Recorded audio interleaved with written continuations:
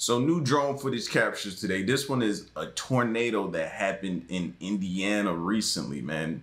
First of all, thoughts and prayers out to everyone affected by this.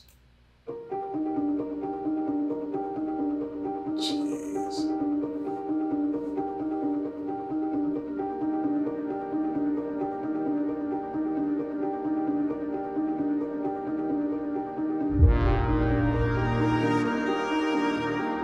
I think we forget how cold-blooded Mother Nature can be.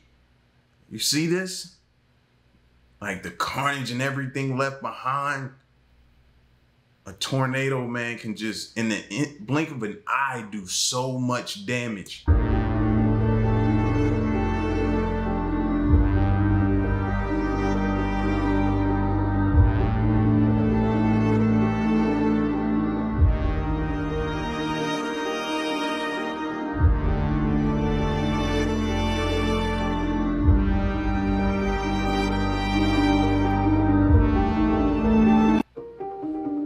Looks like something out of one of those natural disaster movies, man, that we watch all the time. Like a scene straight out of a movie. So this video is faster than anything else in the Black Sea. See Ukraine's latest sea drones. Check it out. We have an exclusive report out of Ukraine. CNN got access to a weapon that Ukrainian forces are using in the Black Sea. They're sea drones, remote-controlled, extremely effective. That's video of one of them ramming a Russian ship. CNN's Alex Marquardt got a look at them, and here's his exclusive report. At a secret makeshift Ukrainian military base, one of the newest pieces of Ukraine's arsenal is lowered into the water. It roars out into the open water under the control of this pilot, who asked we don't show his face, call sign Shark. This is Ukraine's latest sea, or surface, drone, designed to attack Russia in the Black Sea. See, learning and looking at these drones, they're getting me out of thinking of what drones are supposed to look like. We all think of drones. I think of drones, the little handheld drones you throw up. But I've looked at the Reaper now. That drone is probably the size of a house, just about, in width-wise. And then you see this sea drone, and you're like, these are not the typical things that I'm used to seeing. So seeing these different drones is breaking me out of that habit of thinking it's only one type. They've never been shown to the public before. This model is armed with 300 kilograms, or almost 700 pounds, of explosive, and can hit a target 800 kilometers, 500 miles away. Jeez. They're very easy to control, Shark tells us, and they have severely limited the Russian Navy's movements. Ukraine sends its sea drones out hunting, plowing through the waves. If spotted, the Russian ships frantically open fire. Sometimes the Russians get lucky and manage to take them out. Other times, the drones break through the hail of bullets and reach their targets. Last October, Ukrainian sea drones carried out a stunning attack on the home port of the Russian Black Sea Fleet in Russian-occupied Crimea, targeting the flagship, the Admiral Makarov. This drone can attack, carry out surveillance and reconnaissance, among other operations. It is entirely Ukrainian designed and produced, according to its developer, who also asked for anonymity for security reasons. How effective are the Russian defenses against these drones? Not effective. The equipment they have on their ships is designed to attack other ships. They can't hit such small drones. These are faster than anything else in the Black Sea. See?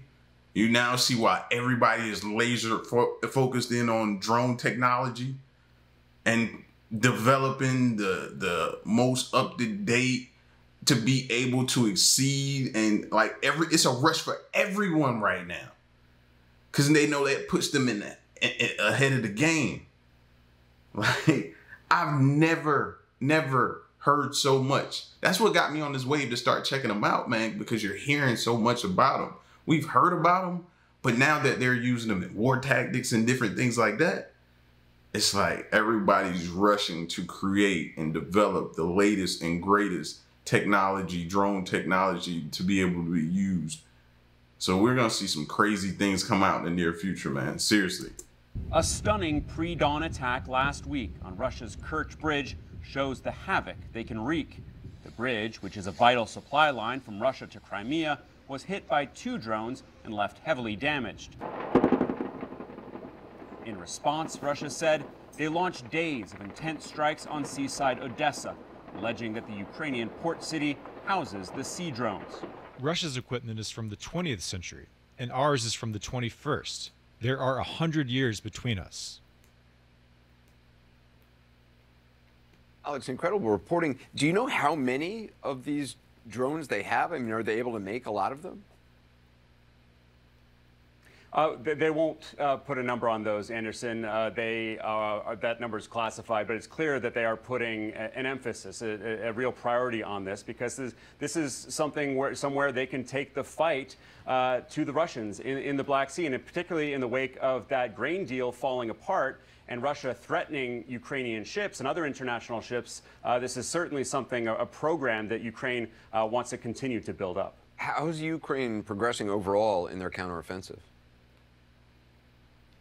It's slow going, Anderson. It's modest. What we're seeing now is encouraging for the Ukrainians. The number of forces that are being committed to the fight on both sides appears to be growing. The pace appears to be increasing. Ukraine is claiming to have just taken the town of Staromayorsk. It's a small place. It's in shambles right now, but it's important because it's the first town that they've taken in several weeks. And let's remind our viewers, Anderson, the goal here by the Ukrainians on the southern front is to try to split the Russian forces in the south, and so what we're seeing now is some advancement, some success, but it really is quite slow going. But that is the priority, to try to get those Ukrainian forces down to the Sea of Azov. Now, some 60 miles away from this front line in the city of Dnipro tonight, Anderson, the 4th biggest city in Ukraine, we have seen a terrifying missile strike. President Zelensky and other Ukrainian officials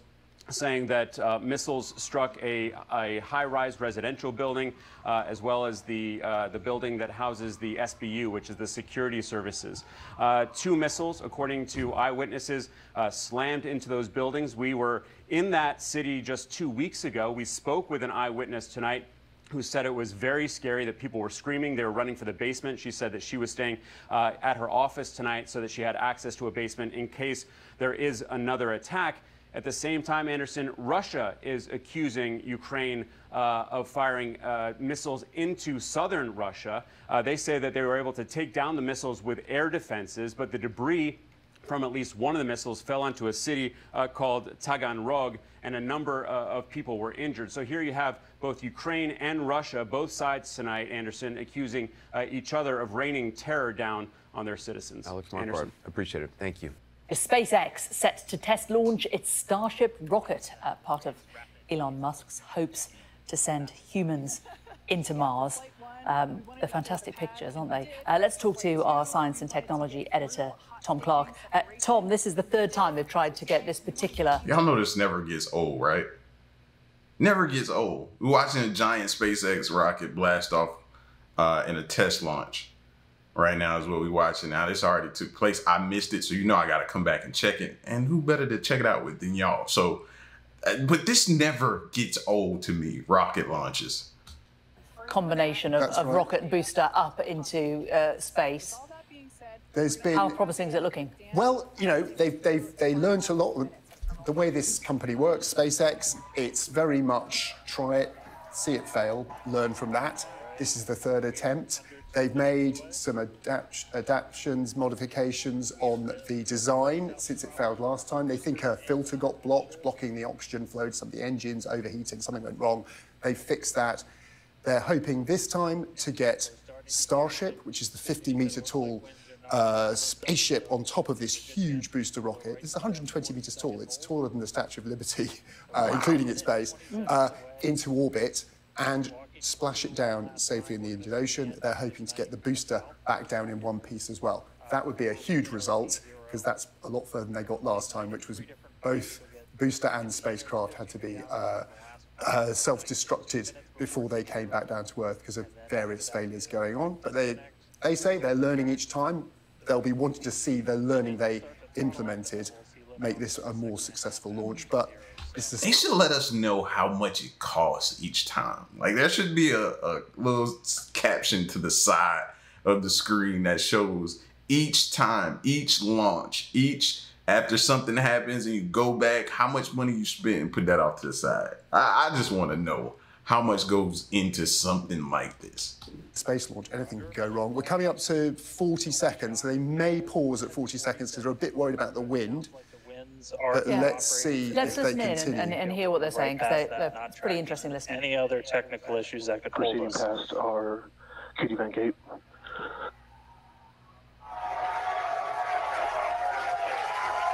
Through the 30 seconds, 30 seconds. event gate past the 40-second hold. Go for launch. Flight Director Ty Huntington telling the team we are go for launch. So 20 seconds to go.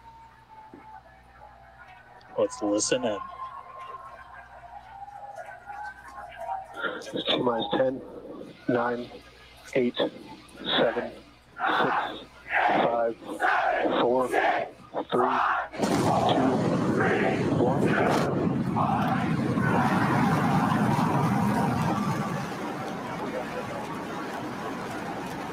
Jeez, bro.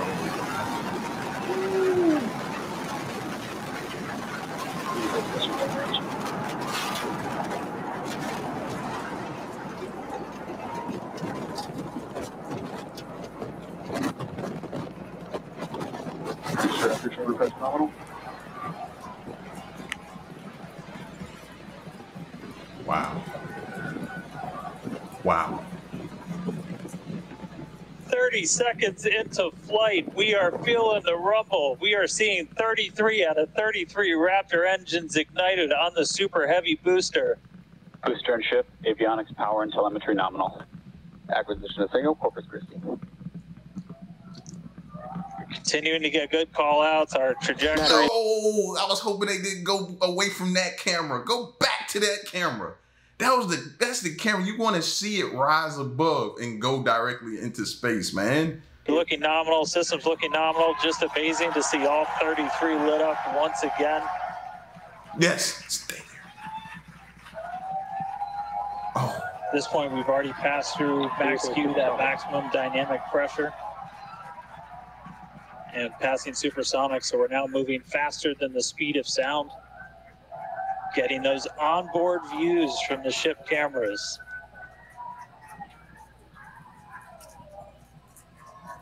Now the next major milestone is going to be a hot staging maneuver. Again, we're going to be doing that in just about 90 seconds. To do that, we're going to shut down all but the 3 center Raptor engines on Super Heavy. That'll be our MECO, our most engines cut off. And then I know it's people saying that this is taking place at a studio somewhere with green screen and everything like that, right? It's happening with green screen. This is not real what people are saying.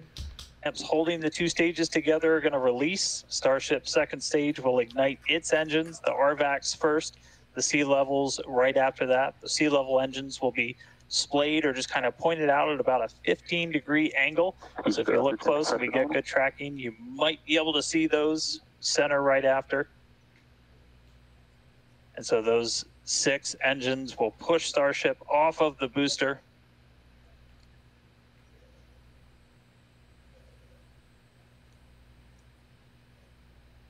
All right, counting down now. We're going to be coming up right at around the 3-minute mark on that hot staging maneuver.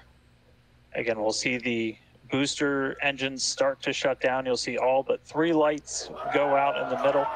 And then we'll see the engines ignite on ship, pushing it away. And that will start carrying the ship into space.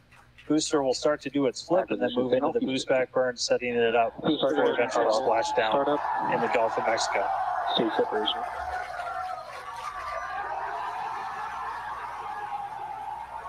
Boost back startup.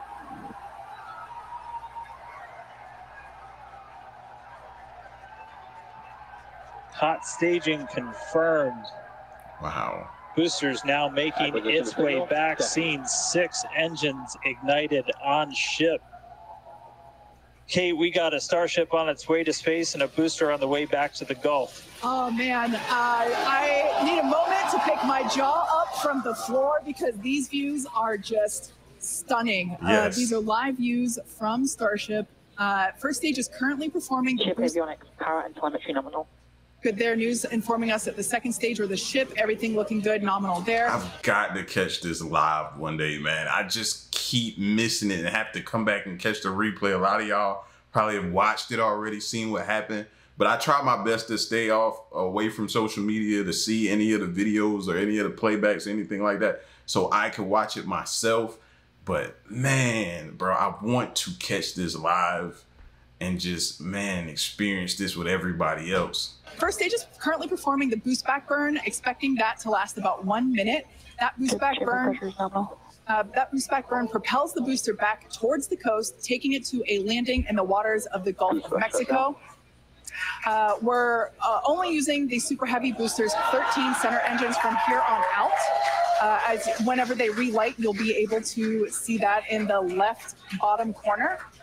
Those are the ones that can gimbal. In other words, they move and change direction in order to change the thrust to steer the first stage back to Earth.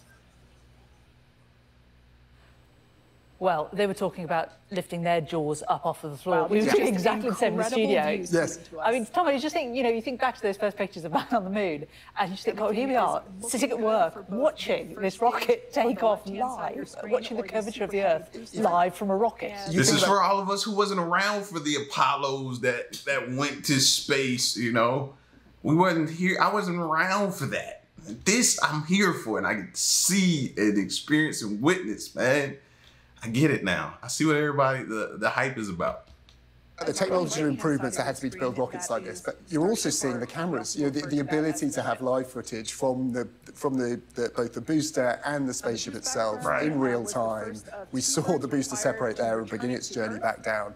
But yeah, just to sort of sum up, they've got a lot further now than they did in their second flight test. They are well underway. There's two things happening at the moment, really, that are really important to SpaceX and the financial viability of this whole project.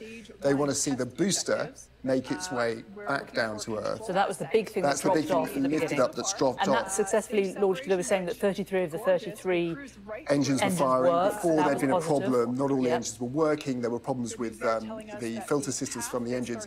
So that's worked. They want to see it now light up just a few of those engines to slow it down to perform a braking maneuver over the Gulf of Mexico to prove that it could, if they got the landing right, land itself. Because reusability is the whole purpose of this design. They're not actually going to try and recover it. It's going to splash down, but they want to demonstrate it's capable of making that maneuver. I need another screen to show what the crowd is looking at. If they're looking at the same thing as us, then okay. But they seem to be ahead of us a little bit. Or something they see that we're not seeing. Because they were behind at the launch. They were still counting. This thing was already cranking up and going. Then this Starship itself is now in orbit. It's now flying on its way around the Earth towards the Indian Ocean. And they want to perform a number of investigations while it does that. They want to try and open and close its doors, because that's the payload that it would be using to release satellites or one day possibly take people onto other planets. They demonstrate they can operate payload doors. They also want to shift some fuel from one end of the spacecraft to the other while they're in orbit. No one's ever refueled a spacecraft in space before, and it's key to the plans that SpaceX have for this heavy booster and its Starship, to be able to show you can transfer fuel between two Starships to fuel missions onto the Moon or Mars in future. So opening the doors and transferring fuel, neither of those things I've done before. The doors haven't been opened. By SpaceX or by anybody. Well, the space shuttle, remember, that used to go into orbit and open payload doors and let things out, but they need to demonstrate that's possible here.